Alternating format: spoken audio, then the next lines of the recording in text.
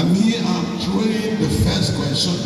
And the first question, we talk something about the breast must be active and our sexual life must be active to avoid breast cancer and prostate health. That is for two of you. Okay, you will answer that. And we are told that when you fly to the high altitude, something blocks your ear. Many of us fly. We don't even understand what is happening to us. We don't be doing like this and we go up. As a boy from the riverine area, we used to also dive. When you dive into the river, you get into a level, your ears will be blowing. What is it? You will answer that for us. Why is it that many a time, all of a sudden, I went for my medical examination when I was employed. We were standing, myself and one lady. The lady was reading very clearly, and I couldn't read. I thought that my eyes are normal. And the nurse said, don't worry, you have eye problem. And that was some 40-something years ago. I thought that my eyes were normal, but it was not normal. You tell us something, just briefly about the eye. Praise the Lord. Hallelujah. Just to see what we are doing, just more of health awareness and education. That's not basically what we are doing here. It's important that we have that knowledge, that understanding. It's not to scare us in any way, because information is important. Knowledge is very important. So in the course of the program, there was a talk on silent killers by Dr. Ngofa. So a number of we couldn't really answer the questions because the time was short. So it's an opportunity. So we'll do that bit, and then there was also another one on ear care. And for those that we are here to, I'm sure you also have some questions. And I think we just have about 10 or 15 minutes, so we don't have much time. So please, we want to tackle the questions. And just to say, okay, he has asked some, which we will go ahead, and then some other medical persons in the crowd too, you can also contribute. It's not all. Yeah, the medical person come and stand up. Also remember, results of the finding of the testing show that many of us as medical cases, that BPs are high, and they didn't understand. So we're going to call the medical team to come and tell us the implication of that. We'll see some people just fall and they are gone, included in the pulpit, because we didn't check our BPs and some other vital signs. So please, the team will also be here to tell us about the finding very soon. Hallelujah. Okay, quickly, on Friday, we had a talk on breast health and then prostate health, and also had a talk on diabetes mellitus. I'm sure that will answer a couple of things. Just to answer our pastor's question, and also in a way giving a recap. Breast health is what every woman must take serious. Now, there are some women, those days are grandmothers and great-grandmothers. They have up to 7, 8, 9 children, some women even have 11 children. And we understood that their breasts were always active. They had their babies sucking their breast for 1 year plus before the next one comes. So women that had up to 20 children, up to 10 children, their breasts were active for about 20 years. And of course, their husbands also. We don't encourage, now we're not advising that you give birth to 10 or 15 children, but 2, 3, 4. But then your husband can actually make your breast also very active. There are some women that do not allow their husbands to even touch the breast. There are some women that do not allow their husbands to even play with their breast. We encourage that. We encourage that you allow, we don't encourage to give birth to 10 children anymore because of how things happen. But we encourage that you allow your husbands to play or to touch your breast during sexual activities. Secondly, for prostate health. Now, okay, for breast health also, we also said that do self-examination. The breasts are yours. Every morning, I'm sure you have a bath. Make sure you check your breast. You feel your breast, touch the both sides. If you observe any lump or pain, even you're not menstruating or you're not breastfeeding, your breasts are not full with milk, but you experience pain, you're having pain, or you feel lump or see the inside your breast, you quickly need to see a doctor. Now, for prostate health, we also said that prostate gland is only peculiar to the males. Females don't have that. And then we also said there are certain things you should do to keep your prostate healthy. And one of them is to restrict excess intake of animal protein. Okay, don't take plenty of meat. There are some men, if you put 2 pieces of meat in their food, they say, why would you put 2 pieces? Those are the man, put 4 or 5. It's not the number of meat, the quantity of meat you eat. When you need to reduce intake of animal protein. Fish is better than doing cow meat and that. And then do also more fruits. Increase your water intake, increase your fruit intake. Our specific lab training on tomatoes and of course on cucumber. I was very specific on that. And also give reasons why the tomatoes in paste form is better than the one and the fresh tomatoes because of a particular component lycopene, which is an antioxidant, an anti-aging component. It helps the prostate gland a lot. I also gave a talk on diabetes mellitus and also said that it's not just for old people. Even we've seen also young people, even 16, 17, having diabetes. And sometimes it can be genetic, it can be hereditary, parents giving okay, and sometimes it can also be acquired. It can also be acquired. So you need to check your sugar intake, make sure that you don't eat late at night, and then cut short your intake of beverages. Some people they visit 5 persons in a week, they will take malt all through.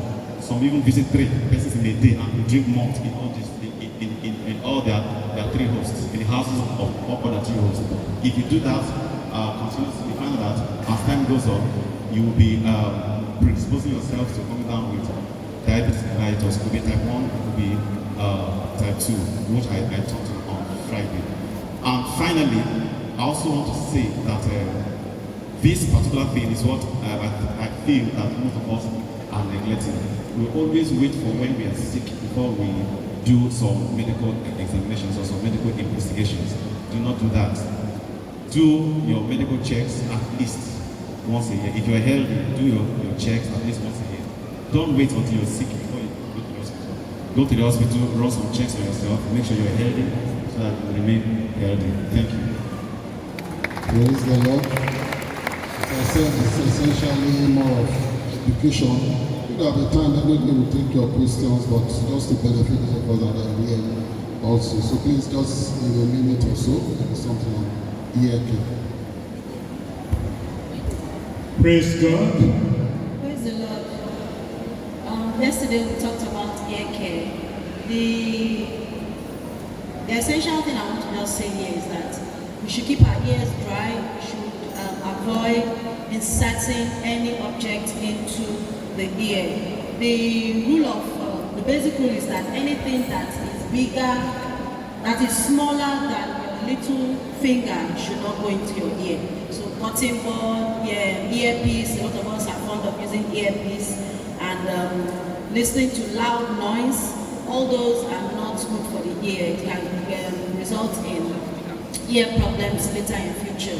The wax in the ear is protective. It lubricates the ear, it traps dirt in the ear, it has antibacterial properties. So for normal wax, it's not advisable to keep removing your wax all the time. The ear has a self-excreting system.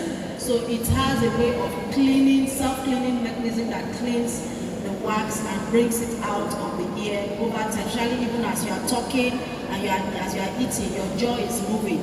So that helps to bring out the wax. All you do is just clean the outer part of the ear where you see the wax coming out. But most of the time we like to use nothing but to clean our ear. So the hairs in our ears that that also is supposed to help to bring the wax out because the hair is beats outwards.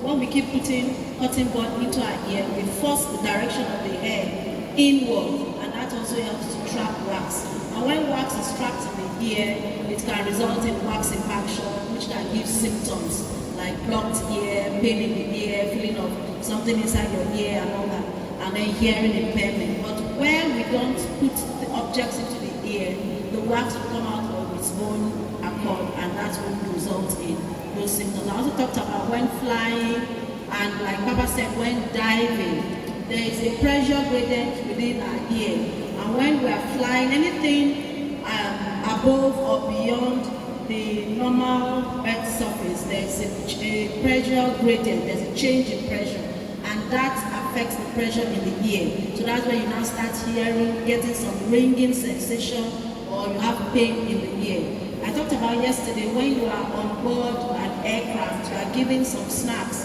and usually they include either sweets or gum, and most of us just toss it aside. The essence of the sweet or the gum is for you to chew or to lick it so that it makes you keep swallowing saliva, and that swallowing mechanism equalizes the pressure in the ear, and that prevents the ear pain and the ringing that you hear in the ear. The same for divers. When they are diving, they usually wear protective ear muffs, or ear plugs rather, which helps to equalize the pressure. And also, if you get to a certain level below the water surface, that's when you are prone to that. So please, generally, let's just keep our ears dry, avoid putting objects into the ear. Thank you.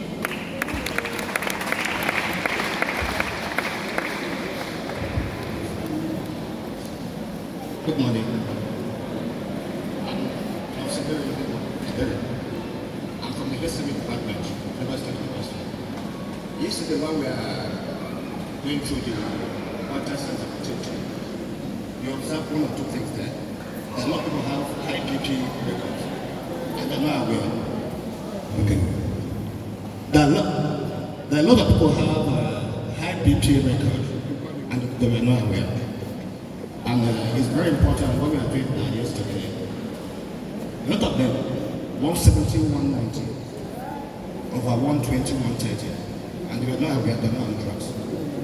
And it's good to, wherever you are, make sure every time you check everything BP, your blood pressure. It's very important. Thank you. Check your blood pressure. Yes, one more question. Our time is up. They gave us 4 more minutes. One more question. Okay. Hello. Years ago, I went to prostrate. Screening. Yes, I went through prostrate something. It was lesser operation. I told you my wife died 2013. 2013, 14, 15, 16, I've never met him. Not the lapse of anyone. Dr. French told me that if the organ is not excised, the growth of enlargement is faster.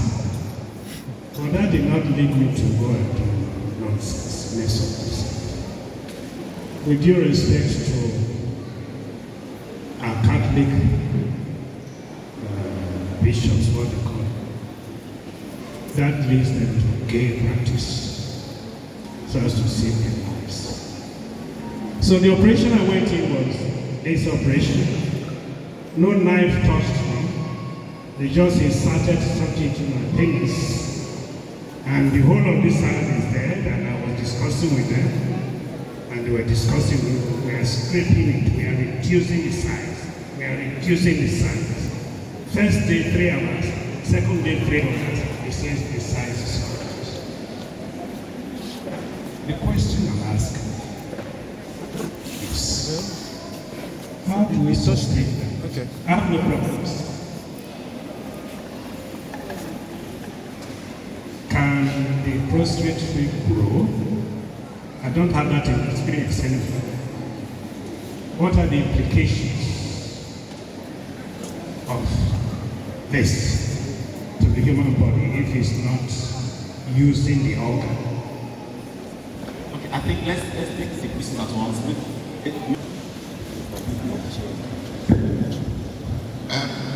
Yeah, this practice, many of us did in the past, and some of us are still doing it. When water enters in here, you try to remove it, it will not come out. They will ask you to pour more water, drops of water into the air, and then suddenly the thing will pour out. Is it a good practice for one to do that? Another one is this. Can we take only that? Our time is gone. Let's take that one alone. And one more question, then we're through. Our time to give us 5 more minutes, we have exhausted it. One more question, please. Answer Madam, please. From information we are gathering that receiving phone call from your right ear can cause damage. Is that true or not in reality? That's the question I want to ask. The gland can re-enlarge. I think that's the question. Well, the thing is that on Friday I did say that we have what we call BPH, benign prostatic hyperplasia, and then also have prostate cancer. Now, we have two different conditions. Somebody can have prostate enlargement and the person doesn't have prostate cancer. And though sometimes a patient can have both prostate enlargement and also have prostate cancer. Now, I don't know, let me answer it from this angle. If it's prostate enlargement and a surgical procedure was done, and then the size was reduced and then it's now normal, can it enlarge again? The thing is, it's possible it can enlarge again. Especially when the man still has plenty of years to live. Imagine a man doing that kind of procedure when he was 60, at 70, 80, there's still a chance that the prostate can enlarge again.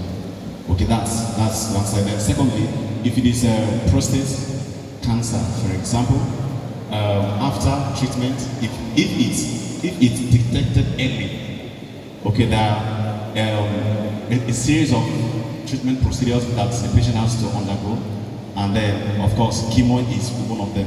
But sometimes we see cases where the cancerous cells still come up and then still grow and then spread.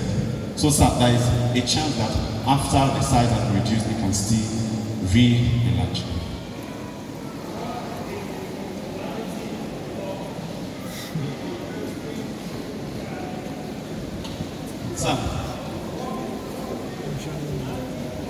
Papa, we can't hear. We will take your question later on because we are running short of time. So let's the sister answer that. Then we'll go to the next item because the message is about to come.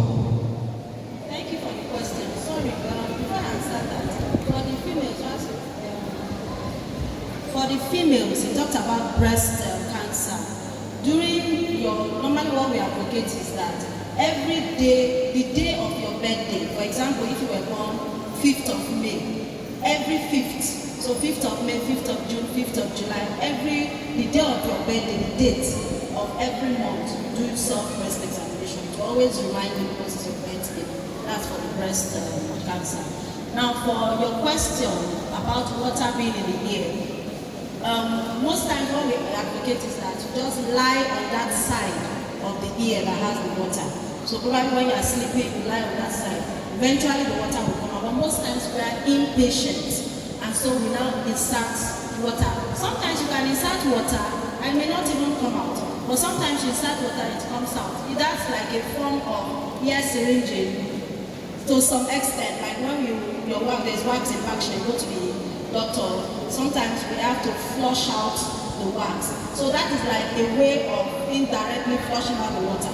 But the normal thing to do is just lie on that side of the ear.